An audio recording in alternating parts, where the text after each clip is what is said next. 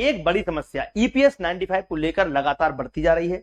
कई बार आंदोलन होने के बाद भी 1,000 रुपए महीने की पेंशन देने से अच्छा है कि सरकार कुछ ना दे। इतने में तो पूरे महीने का आधा लीटर दूध भी आना मुश्किल पड़ जा रहा है, ये कहना है कर्नल साहब का। आप खुद देखिएगा, इन्होंने लगातार पिछले 8-10 सालों से आपके लिए मेहनत करी है। हम चाहते हैं कि आगे भी आपकी मेहनत जाया ना जाए, तो हम भी आवाज उठाते रहेंगे ईपीएस पेंशन को लेकर। अगर आपके आसपास भी कोई है तो चैनल सब्सक्राइब करके वीडियो शेयर कर दीजिए, ताकि समय समय पर हम आपका समर्थन सपोर्ट करते रहें। आज यहाँ पर जंतर मंतर पे 9 मार्च, 10 मार्च और 11 मार्च को ईपीएस 95 राष्ट्रीय संघर्ष समिति यानी कि नेशनल एजुकेशन कमेटी का बहुत बड़ा आंदोलन है। ये तीनों दिन पूरे देश से लोग आएंगे और यहाँ पर अपनी मांगे तो हम कहना बंद कर दिया हमने, हमारे अधिकार हम लेने आए हैं। हमारी 4 मांगे हैं। 7,500 महंगाई भत्ता हमें मिलना चाहिए, पति पत्नी को मुफ्त सुविधा मेडिकल की मिलनी चाहिए 58 साल के उम्र के बाद।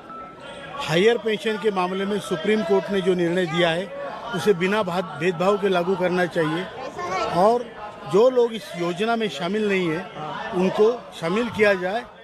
लेकिन एक बड़ी समस्या ईपीएस 95 को लेकर। हेलो डियर फ्रेंड्स, तो ईपीएफओ ने फाइनली जितने भी पेंशनर्स है खास करके उनके लिए न्यूनतम पेंशन 3,000 रुपए करने की बात को स्वीकार कर लिया। ये घोषणा भी कर दी, लेकिन घोषणा किस फॉर्म में की है मैं आप लोगों को वहां तक भी लेके जाऊंगा। लेकिन उसके पहले ईपीएफओ का इस प्रकार का निर्णय लेना, भाई क्या कारण है, किन बातों से इन्हें डर लगा, जो कि इतने लंबे समय से इनके कान बंद थे, अब जाकर के इनको लग रहा कि भाई साहब अब इनकी मांगे पूरी करो, वरना आने वाले समय में हो सकता है कि इनका support as a vote bank के रूप में पब्लिक इनको ना करे। लगातार बढ़ती जा रही है। कई प्रकार के रीजन आज आप लोगों को 1,000 रुपए महीने की पेंशन देने से अच्छा है कि सरकार कुछ ना दे। इतने में तो पूरे महीने का आधा लीटर दूध भी आना मुश्किल पड़ जा रहा है, ये कहना है कर्नल साहब का। आप खुद देखिएगा, इन्होंने लगातार पिछले 8-10 सालों से आपके लिए मेहनत करी है। हम चाहते हैं कि आगे भी आपकी मेहनत जाया ना जाए, तो हम भी आवाज उठाते रहेंगे ईपीएस पेंशन को लेकर। अगर आपके आसपास भी कोई है तो चैनल सब्सक्राइब करके वीडियो शेयर कर दीजिए, ताकि समय समय पर हम आपका समर्थन सपोर्ट करते रहें। आज यहाँ पर जंतर मंतर पे 9 मार्च, 10 मार्च और 11 मार्च को ईपीएस 95 राष्ट्रीय संघर्ष समिति यानी कि नेशनल एजुकेशन कमेटी का बहुत बड़ा आंदोलन है। ये तीनों दिन पूरे देश से लोग आएंगे और यहाँ पर अपनी मांगे तो हम कहना बंद कर दिया हमने, हमारे अधिकार हम लेने आए हैं। तो नमस्कार प्यारे साथियों, स्वागत है आप सभी का एक बार फिर से दीप्ति सिंह एकेडमी परिवार में। जो भी हमारे ईपीएस 95 पेंशन कर्मचारी हैं, आप सभी को पता है कि 13, 14 और 15 3 दिवसीय एक राष्ट्रीय स्तर पर जो है ज्ञापन प्रक्रिया हुई थी।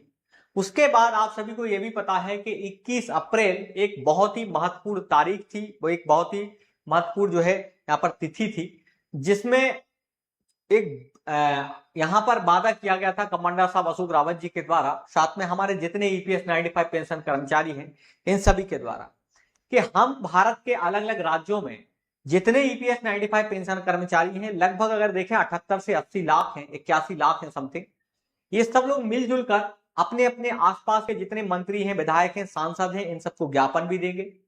ज्ञापन के साथ साथ अगर बात आ जाए कभी भी कि सर ज्ञापन तो देंगे, लेकिन और क्या करें, में ईपीएस 95 के पेंशनर्स जो कि अपने मांगों को एक लंबे समय से मनवाने की बातें करते हुए आ रहे, आंदोलन कर रहे, हड़ताल कर रहे, लेकिन अभी तक भाई उस पर किसी प्रकार से कोई एक्टिविटी नहीं हुई है।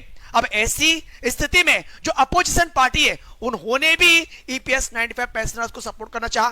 क्या सपोर्ट करना चाहा वो भी हम लोग देखेंगे आगे। सो बढ़ेंगे यहां से आगे। एक बात आप लोगों को ये भी क्लियरिटी के साथ मैंने बताई थी कि तमाम प्रकार के ईपीएस 95 पेंशनर्स ने ये बोल दिया कि भाई साहब एक काम करो, हमें पेंशन वेंशन कुछ नहीं चाहिए, जो हमारा पैसा कट के आपके पास में गया है वो पैसा हमें वापस कर दो। ऐसा भी उन्होंने क्यों कहा, तो भाई आप लोगों को यह बात यहां पर क्लियर हुई जब सुप्रीम कोर्ट गए।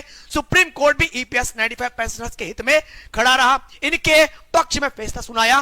सुप्रीम कोर्ट के फैसले की हमारी उल्लंघन किया पहुंचाएंगे। अब सर 21 अप्रैल के बाद क्या रिजल्ट निकल के आए हैं, क्या हमारी मांगे सरकार तक पहुंची हैं और सरकार का क्या कहना है और आगे की प्रक्रिया क्या है, क्या हमें लाभ मिल पाएगा या नहीं मिल पाएगा। इतना ही नहीं, इन सभी के आपको बार बार कहता हूं कि अगर आपके घर परिवारों में कोई भी जैसे किसी एग्जाम की तैयारी करता है चाहे आप वो एमपीपीएससी की कर रहा हो, शिक्षक भर्ती वर्ग 1, वर्ग 2, वर्ग 3, ग्राम पंचायत सचिव, छात्रावास अधीक्षक जैसे एग्जाम की, तो आप बिल्कुल दीप्ति सिंह एकेडमी का एप्लीकेशन जरूर डाउनलोड कर लेना। प्ले स्टोर पर जाकर सर्च करना दीप्ति सिंह एकेडमी, जहां से हम गेम डाउनलोड। अब यहाँ देखें एनएसए चीफ, जो हमारे एनएसए चीफ हैं, इनके द्वारा एक प्रयास किया गया है और मीडिया के माध्यम से, है ना, सोशल मीडिया के माध्यम से जिस तरह से जो बन पड़ रहा है, सब लोग प्रयास कर रहे हैं, ठीक है, याद रखना।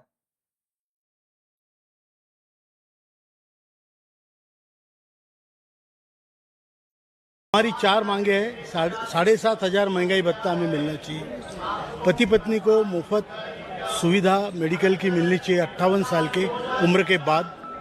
हायर पेंशन के मामले में सुप्रीम कोर्ट ने जो निर्णय दिया है उसे बिना भेदभाव के लागू करना चाहिए और जो लोग इस योजना में शामिल नहीं है उनको शामिल किया जाए।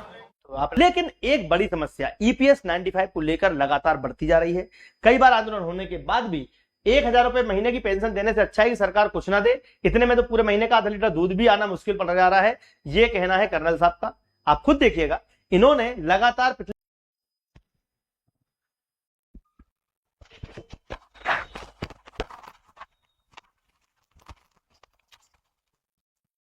तो नमस्कार प्यारे साथियों, स्वागत है आप सभी का एक बार फिर से दीप्ति सिंह एकेडमी परिवार में।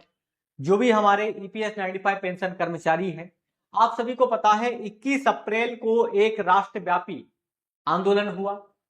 इस वीडियो के माध्यम से क्लियर होने वाले हैं, लेकिन किस फॉर्म में इन्होंने ये घोषणा की है वहां तक भी हम लोग चलेंगे। फिलहाल हम लोग बढ़ेंगे अपने सेशन की ओर। अभी हाल ही में आप लोगों को ये बात तो क्लियरली पता ही है कि भाई साहब 78 लाख पेंशनर्स, यानी कि ईपीएस 95 के 78 लाख पेंशनर्स, इन्होंने, ये जो कर्मचारी है, इनकी नाराजगी वर्तमान गवर्नमेंट से अच्छे खासे तरीके से, अब इनकी नाराजगी को इन्होंने महसूस भी किया और अभी हाल ही में 9 जुलाई को आप लोगों ने देश के 25 करोड़ कर्मचारियों के माध्यम से जो हड़ताल की गई, क्योंकि उनके विरोध में जो नियम गवर्नमेंट लेके आई, भाई साहब उन्होंने हड़ताल की। यानी कि ये जनता भी अपनी एकता के साथ में इनके द्वारा लाए गए तमाम प्रकार के विरोधी कानूनों के खिलाफ खड़ी हुई। ऐसी स्थिति